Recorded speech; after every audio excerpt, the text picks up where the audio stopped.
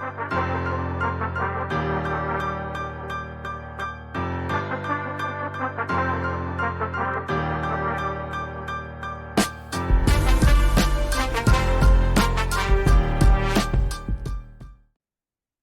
to another 2023 NFL team prediction episode.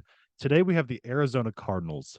Before we get started, make sure to follow, like, subscribe wherever you're watching or listening to keep up with all of our episodes and our content. You can find us on Instagram at A2Z Sports Talk. We're not using Twitter as much as we planned on using, but we use Instagram daily. So make sure to go check us out over there. But like I said, we have the Arizona Cardinals today. And Arizona last year, obviously the third worst team in football, because we're going from the bottom to the top in our rankings. They were 4-13. And after some changes this offseason, I can confidently say I don't think they're going to be any better this year. Jonathan Gannon is a first-year head coach for them. Offensively, defensively, I'm going to break it down a little bit here, as well as the record. But 4-13 last year. Looking at their schedule, I'm going to break it down, but it's a tough schedule. They play the AFC North, so they have to deal with the Bengals and the Ravens and the Browns, who are going to be better. The Steelers should be better than they were last year as well. So all four of those teams improved. Arizona, I wouldn't say they flopped in the draft, but Paris Campbell with the first pick for them, their first round pick. I don't know how I really feel about that pick. I know they're trying to protect Kyler, but I think there were other weapons available that they could have gone with. So starting with their offense, obviously Kyler Murray is a controversial quarterback. Some think he's top 10 in the league. Some don't think that at all. He's very inconsistent, very explosive, but very inconsistent. For me, I think the sky's the limit for Kyler. I think he can be a top 10 quarterback in the league. Their situation in Arizona, though, reminds me a lot of what Baltimore's doing with Lamar Jackson, where it's an explosive, elusive, running quarterback that is a little inconsistent with his arm, but there's no weapons around him. James Conner at the running back position was an all-pro in 2021, had a huge drop-off in 2022. He's 28 years old. You know how running backs are, their health and his play as well. I think they're both going to diminish as he continues to go on here. I think the drop-off in 2022 was not a fluke. Obviously, he wasn't healthy the whole year. His health's going to continue to diminish. His explosiveness is going to continue to diminish as well. At the wide receiver spots, you have obviously Hollywood Brown and Rondale Moore. These two guys are going to be extremely explosive. They're going to make it seem like they're all pro level wide receivers, but they're not consistent with that play. So you're going to see highlight plays this year in Arizona with Kyler and Hollywood Brown and Rondale Moore, but they're not number one. Neither one of them are number one caliber receivers.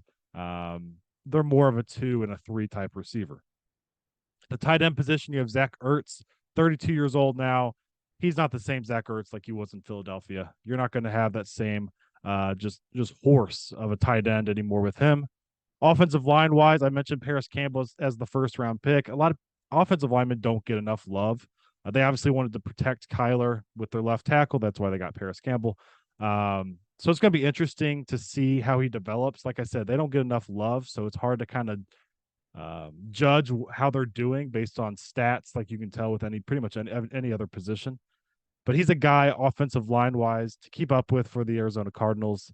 Defensively, it's a struggle. Last year, halfway through the season, they were 20th in defense, and then the second half of the year, they fell all the way to 30th in defense for that second half of the season. So obviously not the trend they wanted to go to going into this year. A couple guys, they got some dudes defensively, a couple of them. Budda Baker is going to be great at the safety position, going to be an all-pro guy like he always is. And then Zaven Collins and Isaiah Simmons, two young linebackers that could definitely blossom and develop as the year goes on. But overall, defensively, they didn't make any big signings. I don't love what they did there. Offensively, I didn't mention this, but DeAndre Hopkins missing. Obviously, he missed a lot of last year anyway, but he's not going to help. Him not being there is obviously not going to help. Kyler and him had a great connection. DeAndre Hopkins can make any quarterback look good, and him not being there takes away your number one receiver. If you're an Arizona fan, I don't know how many Arizona fans listen to us, but you're definitely not expecting a lot of improvement this year. It's going to be a long season, kind of like what we said with Chicago and Houston before this. Moving on to their schedule a little bit, though. Like I said, 4-13 last year, a very tough schedule. Starting in week 1 with the Washington Commanders on the road, I have them losing that one. Week 2 at home versus the Giants, I do think they win this one to go 1-1. They got the Cowboys at home. I have them losing this one as much as I want Arizona, and I will be cheering for Arizona in that one. I have them losing that one to the Cowboys. They have the Niners in week 4. I have the Niners winning that one. They have the Bengals in week 5. I have the Bengals winning that one. They have the Rams on the road week 6. I have the Rams winning that one as well. Then you have the Seahawks. I have the Seahawks winning that one. You got the Ravens. Cardinals playing the Ravens at home. I have the Ravens winning that one. You got the Browns on the road. I have the Browns winning that one. Then you got the Falcons at home.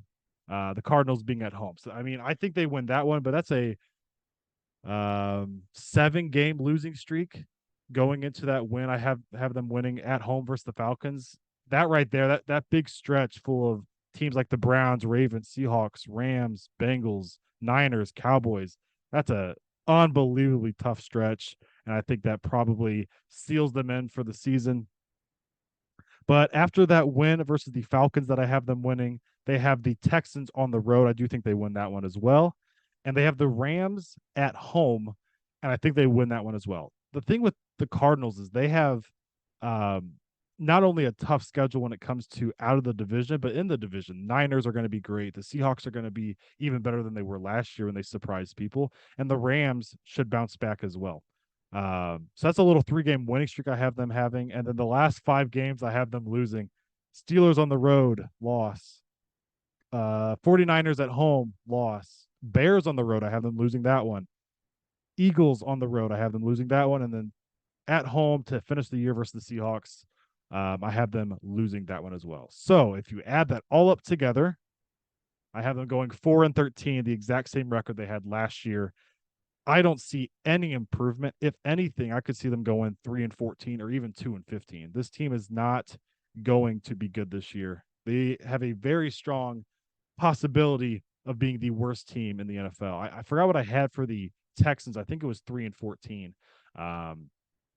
So I do have them a little bit better than the Texans, but if it was flip-flopped, it would not surprise me at all. So it's going to be a long year in Arizona. You have to look forward to Kyler Murray doing some explosive stuff, probably with Hollywood Brown and Rondale Moore. But like I said, James Conner is just going to continue to get worse, in my opinion. Zach Ertz is going to continue to get worse. Defensively, Budda Baker is always fun to watch, but it's going to be a long year in Arizona. So that wraps it up for the Arizona Cardinals. We thank you guys for listening and watching, and we will see you guys next time.